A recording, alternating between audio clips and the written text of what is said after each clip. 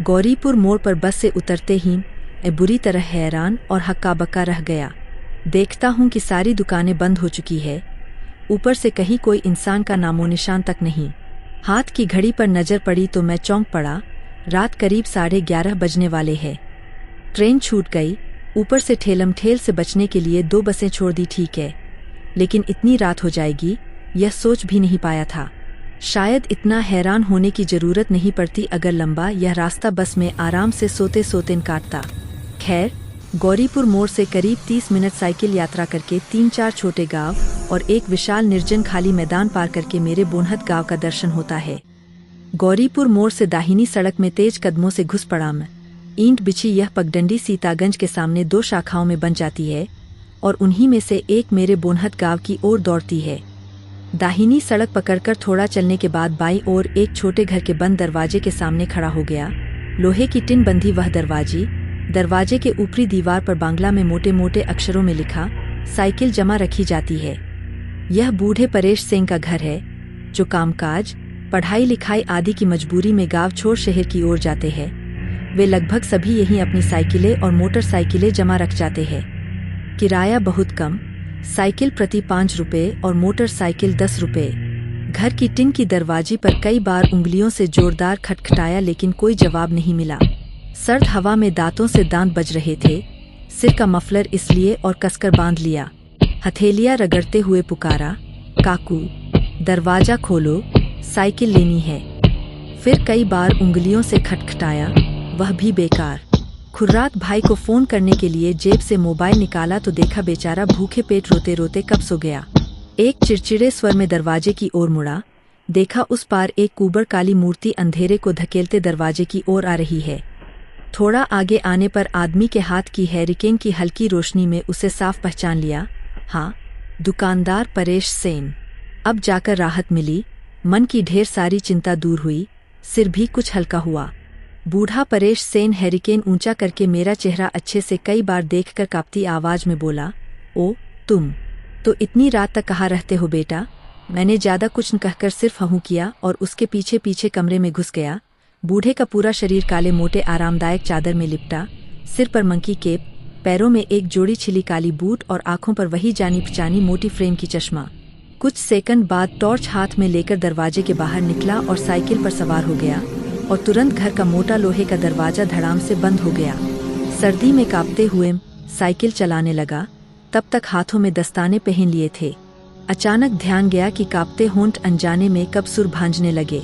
बचपन में पढ़ी वह पंक्ति मन ही मन दोहरा उठा, उहा हा क्यों करते हो, ठंड लगे तो गाना धर लो। इसी तरह गुनगुनाते हुए चला मेरा अभियान। तो करीब 15-20 मिनट ऐसे ही जाने के बाद अचानक मौसम में हल्का बदलाव महसूस हुआ। ठंड शायद अब कुछ ज्यादा ही चुभ रही है। देखा अंधेरे में डूबी इमारतें और पेड़ पौधे कैसे रहस्यमय नजरों से मेरी ओर ताक रहे हैं। वे मानो मुझे घेरकर चुपके से कोई साजिश रच रहे हों। रीढ़ की हड्डी से ठंडी कोई चीज नीचे की ओर लगातार उतरती जा रही थी।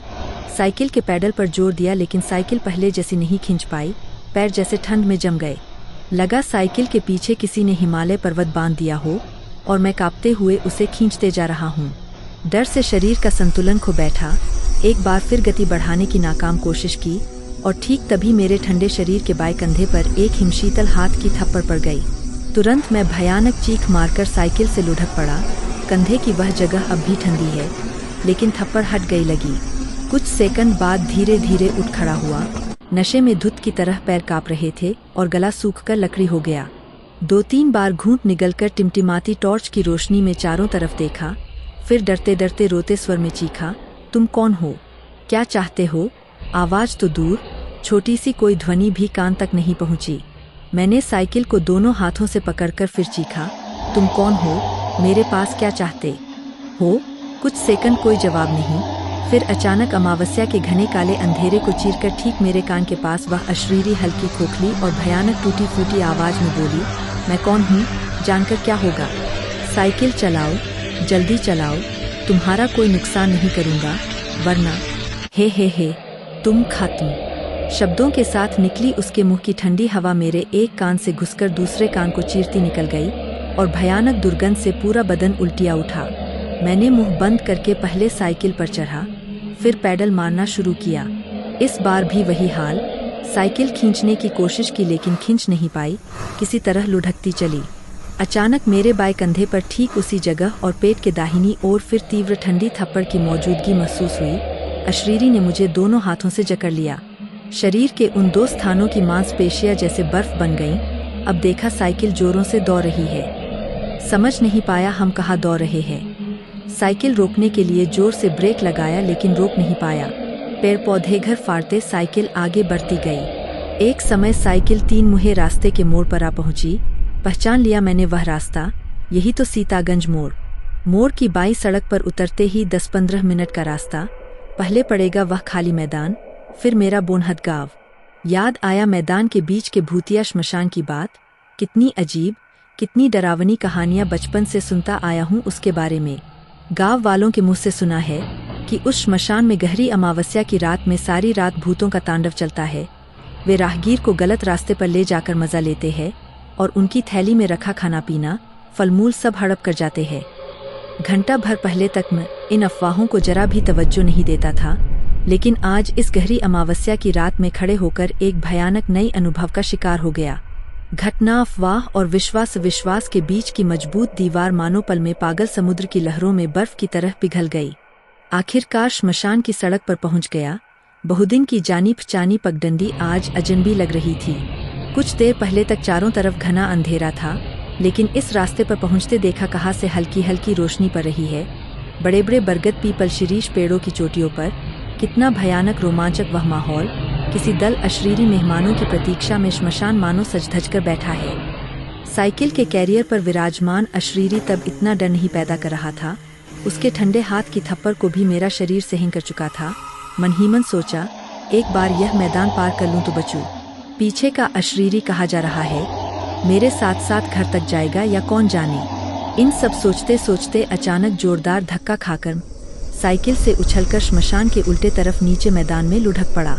मैदान के बीच चित होकर गिरते ही देखा सड़क किनारे लटकती बरगद की डाल पकड़कर कोई हड़बड़ाकर पेड़ पर चढ़ गया। अब तक साथ साथ आया अशरीरी ही होगा शायद। फिर अचानक श्मशान के सारे पेड़ पौधों में जोरदार हलचल शुरू हुई, साथ में विकट चीखें। सहस्त्र अशरीरी के दौड़ धूप से शायद पेड़ों की डालियां हड़बड़ाकर एक साथ टूटकर गिरीं। मैदान घाट सब कांपने लगे और घास बिछी समतल जमीन अनगिनत दरारों से भर गई। पैरों पर खड़े होने की ताकत नहीं थी मेरी, फिर भी बड़ी मुश्किल से किसी तरह उठकर लंगड़ाते लंगड़ाते घर लौटा। मुंह हाथ पैर अच्छे से धोकर नरम बिस्तर पर शरीर को तानकर लिटा दिया। पूरे बदन में असनीय दर्द।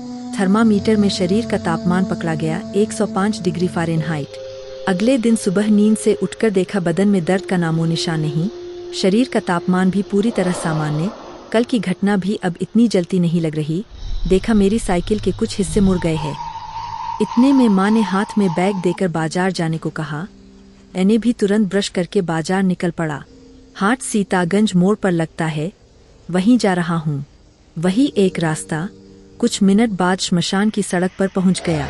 साइकिल रोककर श्मशान को अच्छे से देखने लगा, लेकिन वहाँ असामान्य कुछ नहीं मिला। पेड़ पहले जैसे डालियाँ फैलाए खड़े हैं और घास बिछी मैदान भी पहले जैसी समतल है। मैं और कुछ सोच नहीं पाया, सिर फिर भारी होने लगा। श्मशान छोड़ते समय देखा मैदान के पेड़ पौधे, बौने बौने घास और लोहे की चूल्हा मेरी ओर सिर घुमाकर लगातार हंस रहे हैं।